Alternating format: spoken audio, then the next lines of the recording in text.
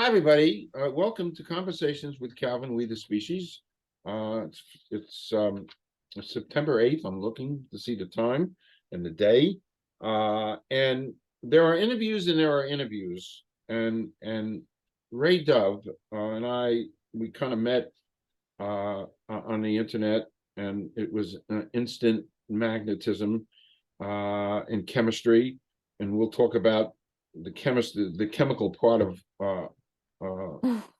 having discovered her, but her journey has so fascinated me, only because I have little elements of that journey in my journey. And here's the title. I would like to just read the title. This is my little monologue, by the way. I call it my Johnny Carson monologue, for lack of a better term, and because you're a Californian to boot. So it's Ray Dove, author, Transported to Telos, which is this book right here, folks, which I read in one evening last night. Transported to Telos, YouTube, Ray Dove, Close Encounters of the Spiritual Kind. Heavy stuff. By the way, this is heavy stuff. She's also an artist. She's an ET contact experiencer. And this interview is coming live from sunny California. Although I read this morning that California may be getting a hurricane. I don't know. You can read these things. So we met, we talked for a long time, and we discovered so many unique and amazing things about ourselves. But Ray has had one quite fascinating life. And it's funny, in my spiritual world, I've got a bit of a spiritual world. Sometimes you don't ask for these things, they kind of land. And when they land, the more you open, the more you receive. And I've said my piece. I'm so thrilled that you're here, and we're going to do this, share your journey. And the best way to start is just a little background and intro, Ray. So take it away. Okay, and thank you for inviting me on your show. Well, the background, I guess just like everybody else, pretty normal background. I was raised a strict Roman Catholic, went to Catholic school, and why I'm mentioning this as part of my background is because when I started having ET contact experiences, it totally changed everything. There was turns your world upside down when you're raised in a certain religion, and suddenly there's ETs, and my religion never mentioned ETs and good ETs. So that's why I'm mentioning that in my background. But by and by,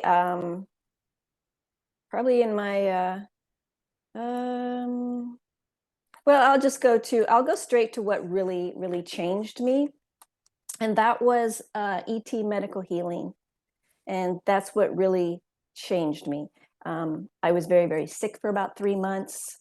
The doctors could not find out what was wrong with me. And it had to do with not being able to eat. Every time I ate, I had severe pain. I couldn't keep anything down, including water. And this went on for 3 months, and I lost a lot of weight. I was just dropping below 100 pounds on my 5'5" frame. So I was pretty frail. And it got to the point where one day at my regular appointment, which I was having appointments 1 to 2 times a week at this point, and the doctor said, well, I don't know what else to do except we put you in the hospital, we put you on a feeding tube and an IV and see where that goes.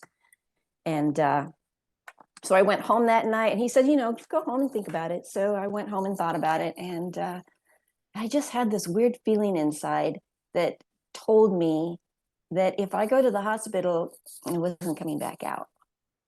So, and I don't suggest this for everybody. I mean, these are my opinions. This is what happened to me. This is what my choices were. And what I'm about to say doesn't mean that everybody that has an ailment that can't be cured, just stop going to the doctor, and put it in God's hands, because everybody's path is different. So I just want to give that disclaimer that this is just how I was and what my choice was. But knowing that I wasn't coming back out of the hospital, it was a deep inner knowing. I decided to, and because of my religious background, I said a prayer, and I was praying all along, but this prayer was different. It was not desperation. It was just very sincere, very soulful. And my prayer pretty much was not asking God for help. I wasn't asking God to save me. I was more asking God for strength. I told God I wasn't going to the hospital, and I think I was talking to God / Jesus, and I said I wasn't going to the hospital. I wasn't giving up, and I put my life in your hands. I'm going to do everything I can to get through this, but I'm not going to the hospital. That was my decision. And I just basically surrendered to God, whatever his will would be. And I went to bed. And that night when I went to bed, I noticed how peaceful I felt for some reason. I felt so at peace, and I slept really well until I woke up. And when I woke up, for some reason, I thought I was on an operating table. Like you have surgeries. I've had surgeries on my wrist. I've had various surgeries because I really wasn't gifted with a very strong body. I've always been a little on the petite, frail side. So I thought I was because you have the lights. If you've ever had a surgery, you're like, you open your eyes and you see this big, bright light down on you, so the doctors can see what they're doing. And that's what I first thought it was. So I go, and I kept thinking to myself, wait, I wasn't scheduled for surgery. I don't understand what's happening. And I was so confused. I start to get up, and then I realized there isn't a light over me. The whole room was somehow self-lit. There was no source to the light.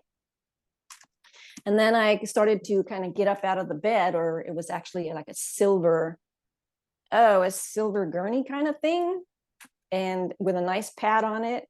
And I remember looking up to the left because there was like this doctor, and I looked and I go, wait, that's not a doctor. Like, I know. I was like, and then I thought, I'm on a UFO or something. That's not a doctor of this world. And this doctor was wearing, dressed in white, all the way to the hands, I believe white gloves, and a real tight white hood, like a surgery hood, but it had no mask, but for some reason I couldn't see the person's face. I don't even know why, but he was holding this, what I'm going to call an instrument. It was like a scanner, and it was probably about, 12 inches long and about, 3 inches in diameter, but kind of smooth shape, not perfectly round. And it had lights across it. And when I was getting up, I saw them scanning it back and forth across my abdomen real slow. And that's when I looked up and started to get up. And I'm going to say the ET doctor, I must have startled him. They didn't expect me to wake up. And he pulled back the instrument and took a really quick step backwards and just put his arms like this. And then he was looking up past me by my head, where there was another being. And I couldn't see him, but I felt his hands on the back of my head. And when that happened, something happened. There was energy coming from this person's hands, and he was like on the back of my head, and he somehow had put me asleep again just by his touch. So I'm thinking he was like really psychic doctor doing this telepathically, putting me back down to sleep instead of using our modern day drugs, And then I woke up again a little while later, and I was still on the table, and I saw, I think, 3 beings or doctors, and they were speaking a language I didn't understand.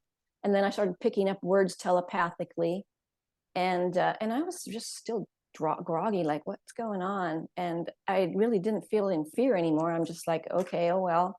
And I heard the word cerebral, which is the back of your head area.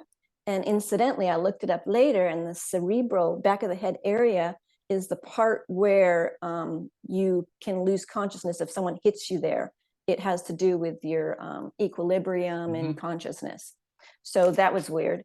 And then that I felt the pressure of that doctor behind me, his against the back of my head again, and I passed out again. And then I don't know how long I was there, but I woke up, and I was woke up as I was hitting my bed. So I was dropped back on my bed from about, felt like an inch up, and just dropped there. And my blankets were on me, except they didn't cover my feet. I didn't know what was going on there. They forgot to cover my feet. And then my dog, who was on my bed, was now on the floor, sound asleep. And then I started, of course that dropped me, and I woke up again kind of groggy. And then I heard a voice in my head really loud, almost like telepathically, but the presence of this doctor from I don't know where. And he was saying to me, stay off your feet a few days, just like a regular doctor would. Yeah. Wow. Wow. Yeah. So I slept until 11 o'clock that morning, and which is odd for me because with my condition, I was waking up super early in pain again every morning. I slept in, my dog slept in, which is weird too. And I suddenly felt hungry when I first got up, I started to get out of bed going, well, that was some weird dream. And I felt a tinge of pain in my abdomen, like a tiny, tiny pinch. And I go, what? And I'm looking almost like a bug bite or something. And I looked under, and there was a scar, like almost looked yellowish, goldish in color, about an inch long, which incidentally disappeared 3 days later, which is phenomenal. And I took pictures. I had this old cell phone, but this was 2013. So I had this old cell phone. And I remember thinking, I don't want to think that I'm crazy. I didn't take the pictures of the scar for others. I took it for me to prove to myself that this happened and I wasn't crazy. So I took pictures, I think 3 pictures, and then I suddenly felt hungry. I went into the refrigerator, just started eating. I was so hungry. And lo and behold, I wasn't vomiting anymore. No stomach pain, completely miraculously healed. I was so thankful to these ETs, but at the same time, very frightened. And I was in conflict right there from the start. Anyway, I just started getting better and better from there on out. Wow. So I'm a believer. That's an old Monkees song. I'm a believer. Oh yeah. Daydream believer. So I'm a Yeah. believer because in some ways I've had some of these experiences, not important. And it's so fascinating. So after this, you've had quote visitations in your room, correct? Mhm. You call it an Arcturian spiritual guide. Yes. So if you and also actually from Jesus himself. Mhm. So if you Yeah. want to kind of talk about that, what is an Arcturian? Because in the Well, book you have a picture of one, don't you? yeah, Yeah. that was I saw their face, and I'm an artist, so I'm not real good at it, but probably better than most, where I have what's called a photographic memory. So, and I've always had that where I'm able to look at something or a group of things and then repeat everything or draw everything I just saw. So it's like there's this party game where you have this tray of items where they have 7 to 10 items. I don't know if you ever heard of this party game. And they usually have it at baby showers. And everyone gets to look at it for 30 seconds. And then they take it away, and then you write on the paper everything that you saw. And I always won that game, and it just wasn't fair to others, so I stopped playing it. I wanted to give other people a chance. But anyway, I have a photographic memory, which is really good with these experiences because you don't have a camera when these things are happening, especially when it's in your consciousness. You're having a higher consciousness. Even when you're seeing in person, like when I was on the ship being healed, obviously I didn't have a camera, but I remembered it. And so I sometimes create art based on what I see. So anyway, the Arcturian guide is, I would say, the first ET that ever appeared in my room. And I didn't know they were an Arcturian guide. I didn't know what he was or who he was or why he was doing what he was doing. But when he left, I telepathically said to him, who are you? What are you doing? And he said, Arcturian High Council. And he said, initiation. And what happened was, after I had the healing experience, I started seeing UFOs, having UFO and UAP sightings. like every month I was having another sighting, and I was taking pictures and everything because I love to take pictures anyway. And with all these sightings, I never felt fear, and I wonder, why don't I ever fear these beings or people? You know, I just, and even seeing spirits or ghosts, I'm never afraid, and I don't know why. I mean, I'm more afraid of a bear and what they might do, or other people, you know, doing harm, than I am of, you know, the realm of the ETs and spiritual guides and such. But anyway, after about seeing UFOs for about a year, different, usually it would be like a point of light or weird light shape, and most of my UFO sightings were in the daytime, which is unusual too. Wow. Yeah, Wow. all daytime. And sometimes there were witnesses, because I'd be going, oh, look up there, and everybody that's near me starts looking up and go, wow, what's that? So after a year of sightings, things changed. One night I went to bed and woke up feeling a pull, a pressure, well, more like a magnetic pull right here in the center of my chest, which is the heart center or the heart chakra. And I thought, well, am I having a heart attack? And I go, no, I don't feel that much pain. It's just a weird pull. And then I started feeling an incredible sense of love, like the kind of love that is so strong that you just have tears coming in your eyes almost, because of the emotion that it's stirring up. I understand. Right. If anyone's ever felt that, I mean, it's not like the kind of love you have for a human being. This is different. This is like divine love. I will say it's divine love. And I woke up feeling this pull, not knowing what was going on. I start to sit up in my bed, and at the foot of my bed is another ET, and he was holding his hand up. It was the right hand, and there was like a lighter energy coming from his hand straight to my heart chakra. And I was like feeling so much love that I was like, you're not going to be afraid when you're feeling love, because the love displaces the fear, right? You can't but help that happen. And that's when he stopped, when I was just like, whoa. He stopped, and that's when I said, hey, who are you and what are you doing, you know? And as he said, I'm from the Arcturian High Council, and this is your initiation. Well, of course, when things happen like this, or even when you have visitations from angels, saints, or ascended masters, you get this experience, but you don't have instructions with it always. It's like up to you to find out why and what. So later I found out what was going on was he was doing a heart expansion initiation. And what that does is it somehow raises your consciousness to the heart chakra level.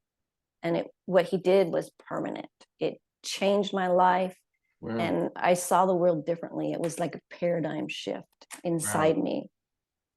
Yeah. And so, you know, just more experiences like that, I realized, well, I read that other people had similar experiences from people called the Arcturians, and they're slightly blue skinned. And yeah, and so I learned that they are, of all the ETs or guides, they are considered the most highly spiritual of them, like way up there, 7th, 8th level of consciousness or dimension. Wow. And he came back, and still, if I just think about him, you know, I can feel his presence again. So he's always there, even though when I'm not thinking about it, you know.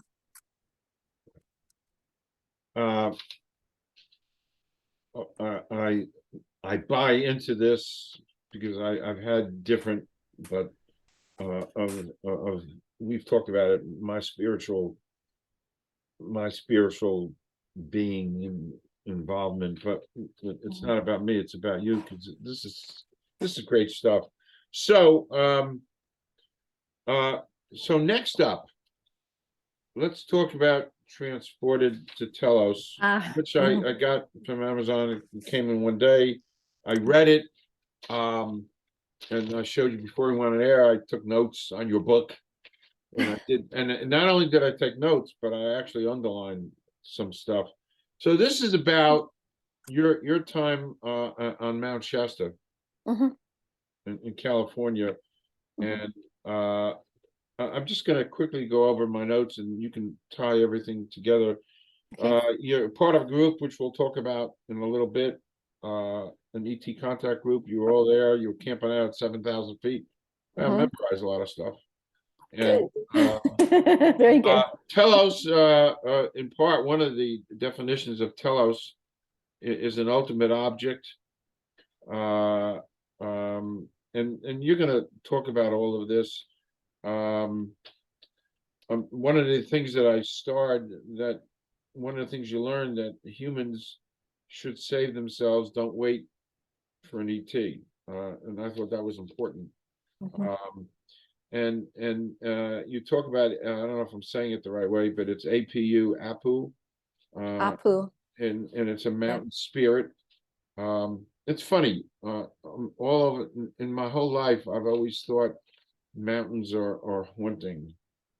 And I told you last week, I've gone to Sedona 12 Mhm. times, the mountains in Sedona, Arizona. Yes. I discovered that a long time ago, and I've been there 12 times because they're haunting. And so I believe about mountain spirits because I've had my own. So you're gonna um and the mysterious sound of night, which you're gonna talk about. We just talked about it before we went on air. I've had mysterious sounds in my life. So anyway, I highly the great thing about this is it's a couple hours and you're done. And Yeah. A just short read. it's a short read, and it's a great read. It has to be a great read because I took notes. I don't do that a lot.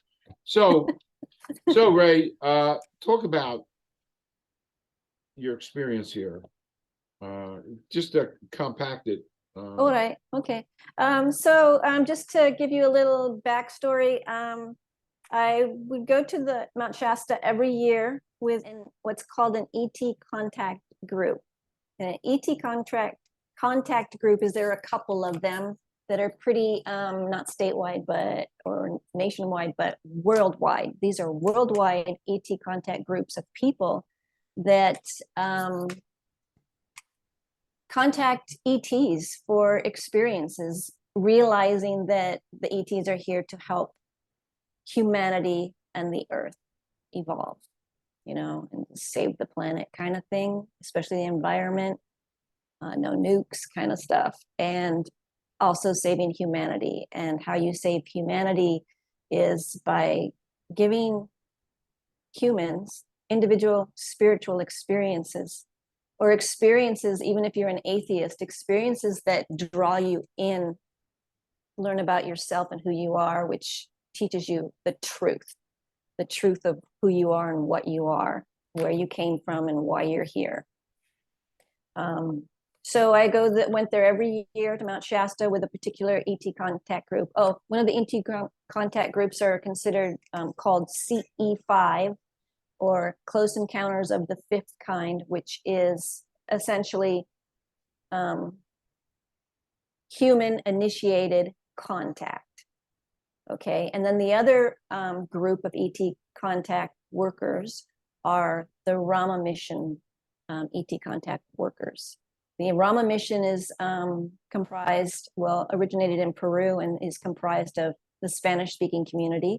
And what's wonderful about when I would go to Mount Shasta is that these two groups would come together, the Spanish speaking community and the English speaking community, which was just beautiful. Anyway, during one of these contact events in 2020, I was just camping, and sometimes we have outings just to raise our spirits and consciousness and vibration. And everyone had gone to the lake that day, and this is rough camping. Like there's no trailers, there's porta potties brought in. That's about the best comfort you have. You bring in everything. It's just raw camping. Oof, not for me. Yeah, it's fun though. Anyway, everyone had gone to the lake for the day. I'm not really a water person. Like I don't like to get in the water, but I love water because of the energy from it. But I'm just not a lake person, you know, a water person. So I decided for some reason I wanted to just stay and have some alone time, which is encouraged, you know, to have some alone time, no other distractions, no other people, just alone time, which I highly recommend for everybody to do every week.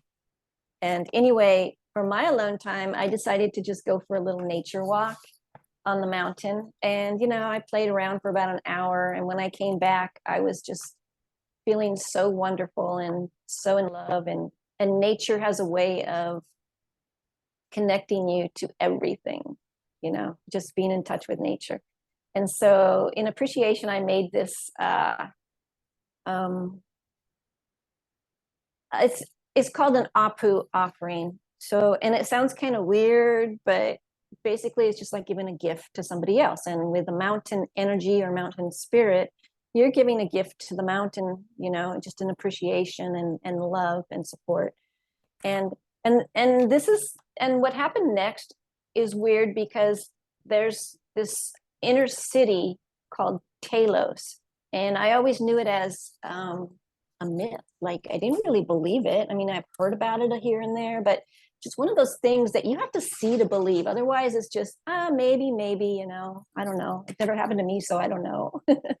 So anyway, I went to bed that night. And then around 3:30 a.m., I woke up to hearing the strangest sound in the night outside my tent. And it was a strange enough sound that I woke up, you know, it was, you know, subconsciously, I just go like, what's that? And I woke up and the whole forest was quiet. Because usually when you're camping, you hear A million sounds. little night bugs and you hear the wind swishing through the tops of the trees. And if there's a little animal nearby, you hear the crunching on the leaves, making the animal sound like it's a giant, but really it's only this big kind of thing. You know, your imagination can really go.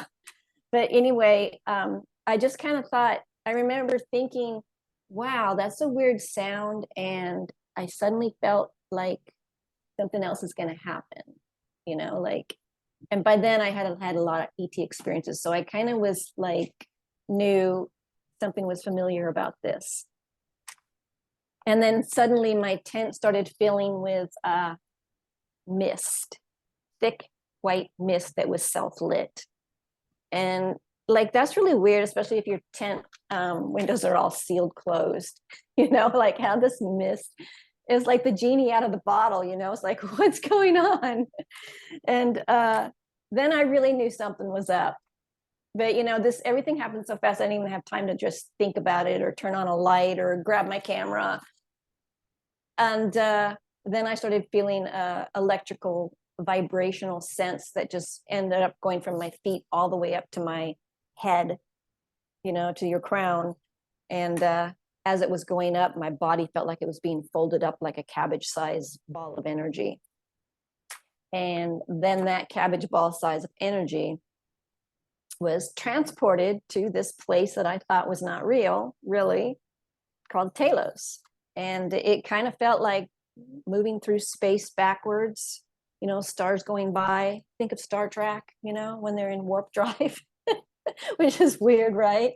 And then I reappeared like a reverse electrical thing, and the mist was dissipating, and I was standing in what I instantly knew as Telos. I like instantly knew it somehow. It was a knowing, intuitively, I suppose. And yeah, so that's what happened is, oh, and I was going to say that, like, when you have experiences of like OBEs or out of body experiences, you kind of know that it's an out of body experience. Thus, it's your consciousness going to another place, which is totally valid, totally real, you know, because we are, after all, not the body. We're consciousness and spirit and soul. So, but what was weird about this experience was that my body went with me somehow, you know, like I was transported, my body reappeared, you know, I could touch, feel everything. Anyway, that's what the book is about, is that experience. And then in the back of the book, I have a really extensive glossary. So like if you don't know what I'm talking about, you just go look in the back of the book and it will explain everything. Is fabulous. Thank you. And again, some of the the mountain woman intrigued me, whom you met. Uh, she kind of looks like Native American, Yes, yes, yes. and it intrigued me. So again, it's a wonderful read, very intriguing. It just is. Anyway, moving on, and I can't recommend it enough because it just gives you a whole different perspective and viewpoint. And there are things out there that are beyond us, and sometimes we're given the opportunity to at least get a glimpse. And I think that's a gift. I've always reached out to my spirit world, thanking them for the gift of having some of this stuff in my life. It's funny, as I became really spiritual, I always used to say, keep it as it is. I would talk to the spirits like I'm talking to you. Keep it as it Casual. is. I don't need Yeah. I don't need any more. I'm really happy and content with what you're doing with me, and how you're, grasping and holding me. And I don't necessarily need any more. And I'd be talking to whomever, just like I'm talking to you now. And it kind of worked. So you and I talked, and we came through a whole bunch of different discoveries about us. I did tell you the story because you're an expert in my mind through your experiences. I did tell you the story of someone near and dear to me jumping out of the picture and typing the word mom on my cell phone. Yes, yes, you told me that. Yes. And I asked you about that, and you Mhm. said that happens. Yes, it And does. I was glad I asked you, because I've never gotten much of an answer when I've asked technical people, how does that happen?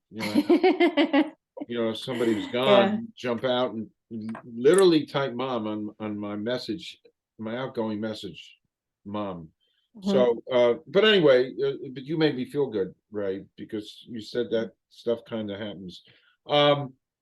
Just one quick uh, out of context question to ask you. It's a fun question. You don't necessarily have to answer it, Oh, good. but here it goes.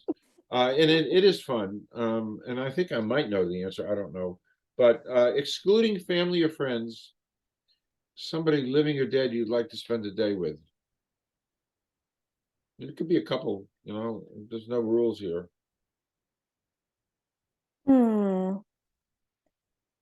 I would choose living and dead is like doesn't really have a lot of meaning for me, because even when you pass, you're still alive Yes, technically. correct. So I would say the person I would want to spend a day with would be an ascended master, like Jesus or Babaji or Paramahansa Yogananda. Okay, That's who I would spend the day that's with. great. A spiritual person, a That's leader, master. yes.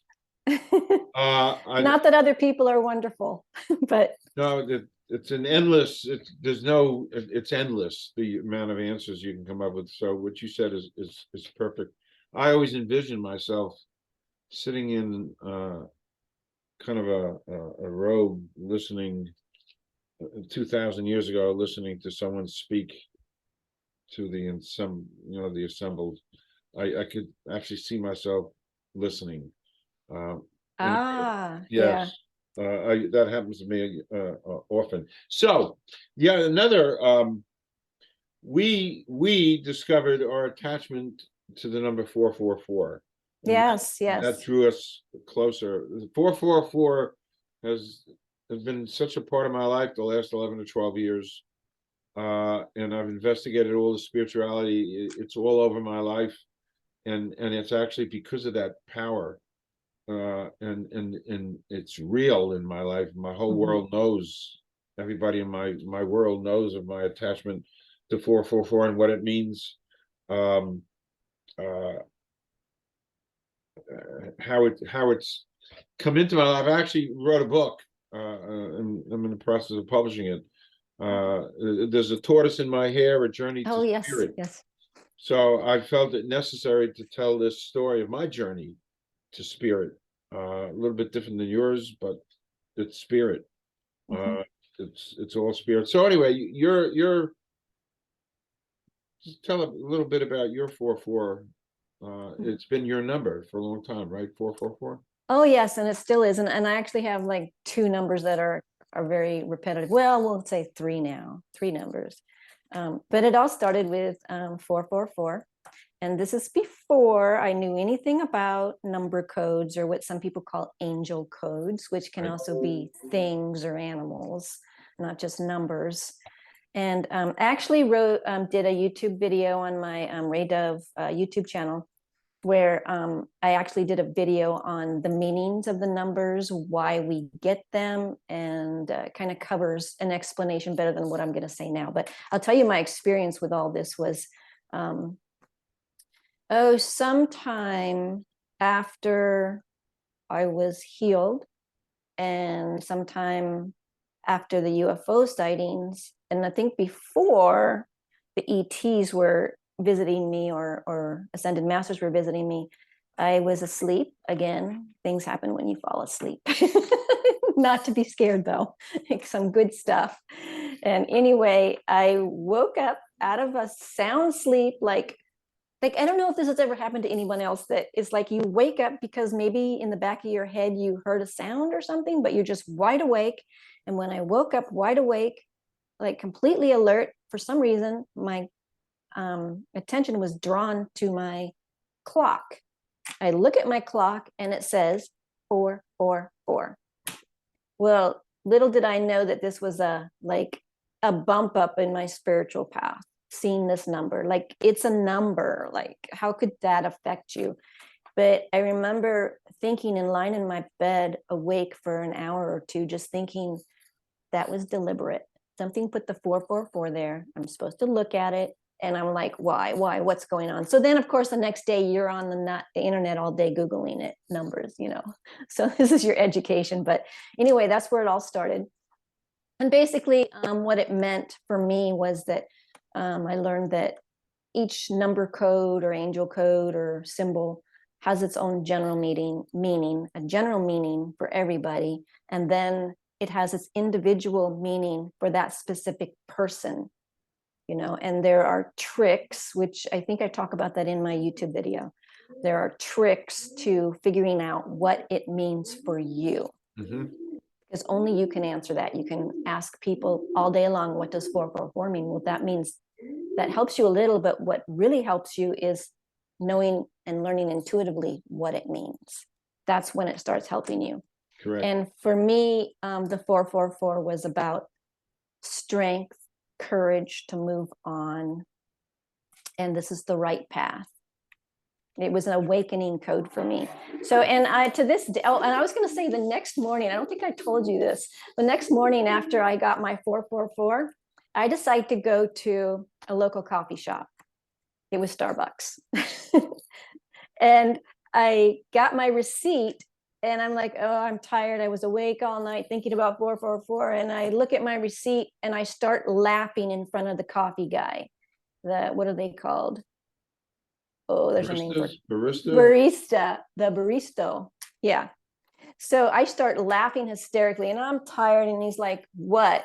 And I just said, oh, nothing. And I look at the receipt, and the receipt says 4-44. Then later that day, I go to the grocery store and I'm buying stuff, and the lady goes, it's such and such, and the last two numbers were 44. And again, I start laughing at the checker, and I go, seriously? And she's like, what? And I said, could you repeat that number for me, please? And she said it, something 44, and I saved the receipts. But yeah, so that's a wake-up call. That's that's the universe trying to say something. You better pay attention. Exactly. Yeah. And it's funny, those my last 12 years with 4-4-4, and that's why I wrote a book to tell my journey to that. And there's the most unusual circumstances surrounding that. But every one of us has that 4-4-4 attachment. When you're first given it, if you take it and embrace it and go with it and open, it's a matter of opening yourself to that, then you'll get more. If Yep. you don't and you let it slide by. It's also 111 is the other number that's in my life. Yes. That's a spiritual thing. So and I've opened actually it's almost comical. You open yourself It up, is. It it's can like be. all day long. You know, it's a wonder. And sometimes I swear I get so choked up because of the power of Mhm. this. How can it happen? That I actually get teary. I get really emotional because I know 444 is involved with my grandfather, whom I never knew. Long story, not important. But anyway, moving along. You were in a terrible car accident Christmas Eve, and I was in a terrible car accident back in '74, Mhm. right after Nixon resigned. I kind of remember that, but that's a spiritual thing that happened to you too, because you shouldn't be here. You know. Yeah, there's been a few times that it doesn't seem like I should be here, but God keeps bringing me back. Okay. Okay. The other thing about you and I is you don't eat meat and I don't eat meat. Yeah, we are. Yeah, I guess we're vegetarians. Yeah. I'm a flexitarian. I'm a little bit. Flexitarian. There you go. That's good, though. That's Yeah, good. yeah, it's good. I mean, I haven't consumed red meat since 1975. Part of that is tied in to the environment, and we also Mhm. discovered that we both care a tremendous amount for the environment. Yes. I think that's why I have so many experiences with Native American entities or spirits, which I have. They're usually Native American, well, a good part of the time, especially when I'm up in Mount Shasta, the Native American presence. I mean, there's still, if you read the book, my book, there's still Native Americans or indigenous people that are helping to maintain the land and the waters. But I have always been interested in the environment as far back as I can remember. I mean, even before I was interested in spiritual stuff, it was all about the environment for me. I mean, it's like at sometimes, it's like sometimes I could feel the earth breathing, and I could feel the pain that earth was going through in certain places environmentally. I could feel it in my heart, and I'd just be crying. I guess that's what happens when you're a little bit of an empath, you feel everything so deeply, Yep, which is beautiful too, because that kind of helps you out, it's a helps you wonderful. out. Being an empath is a wonderful gift to be able As to long as you feel. get past where many empaths, when they first start out and realize they're an empath, they feel like it's a curse, as I did. But when you get past that and understand and learn how to use those emotions for the positive, um, it is wonderful. Yeah. You just, after a while, just take it for granted. It's It's a just gift. It's a, who you know you what? I think are. it's a gift. Yeah, I I think suppose. you are a gift in Mm, your journey to be able to tell about it so calmly, so humanly about this. And some people, there's going to be deniers out there. But sure. and again, I always say I'm a regular guy. I go to Rutgers football, basketball games. How more regular women's basketball, soccer, women's soccer.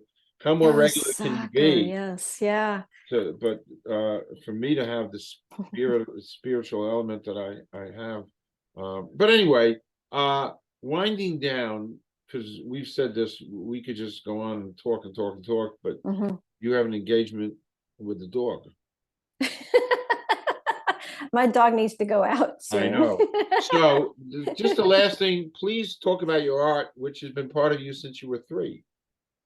Okay, well, not much to say there, just ordinary stuff. Okay. However, uh, art's always been a part of me. I believe it was because in a previous life, I did a lot of artwork or creative work. So in a previous life or existence, whether it's Earth or another dimension, if I really believe that if you're strong in one category or you have one skill, that carries on with you to the next Wow. life or existence. Wow. So I believe that's how I got this art thing. But anyway, I remember when I was 3, for some reason I had it in my head, and I got in trouble a lot with this. I had it in my head that a blank wall means it needs to be filled in with color and motion. Oh. So I would take my pencils and crayons, and when no one's looking, I start coloring the walls to make them more beautiful because they're just plain white. I even did that on my bedroom, my bed sheets, because they're white and smooth. And I took my crayons out one time and colored all over them. Then I laid on it to go to sleep. Of course, the next morning, my mom finds me in a bed of ants, because in those days, apparently crayons were made with something different that attracted ants. Wow. Wow. Yeah, but none of the ants ever bit me. So I'm like, what's the big deal? You know, isn't my sheet beautiful? But anyway, I've always been drawing, and I've always written too, where I would make kind of little booklets out of folded, you know, just take paper and fold it. And I'd color pictures and write little stories. And I used to do that. Even at the age of 5, I was writing and drawing stories. But yeah, so that's just something that I stopped doing art for a really long time. And then when I started having ET contact again, for some reason, this art's coming back. And I feel like to share to others what I saw, I'll just draw it, you know, Right. like, yeah. And this has some of your art, Mhm. what you saw that August 9th. And you know, I keep staring at it. It's you know, it's fascinating. So by the way, your website, raedove.com, Mhm. and all that information is going to be here, and this is Amazon, that's all going to be for everybody to see, and people can order. um uh I got to thank you so much, Ray. I'm grateful to the universe that we met, because you know, I'm a believer. A Uh, lot of synchronicities between us. yeah, Yeah. it's great stuff, and you've graciously you've graciously joined our little climate optimist group. Yeah. Yeah. Saturday. Yeah, Yes, I will. and you know, we're 45 people all around the world who get together. Wow. Yeah, sometimes some people appear, some don't, but everybody shares a common interest uh, in climate change. Mhm. Um, and I've said that when there's a billion with a B groups like climate optimist groups, in parenthesis, everything is not fine. When there's a billion groups like this and people talking, then we really are well on the way to solving our climate problems. So that's my theory. We have a long way to go. But anyway, um, thank you so much for your time and for your energy and for sharing this journey. And I'm here 7 days a week, 12 hours a day. So come back. We can do more. And I cannot thank you enough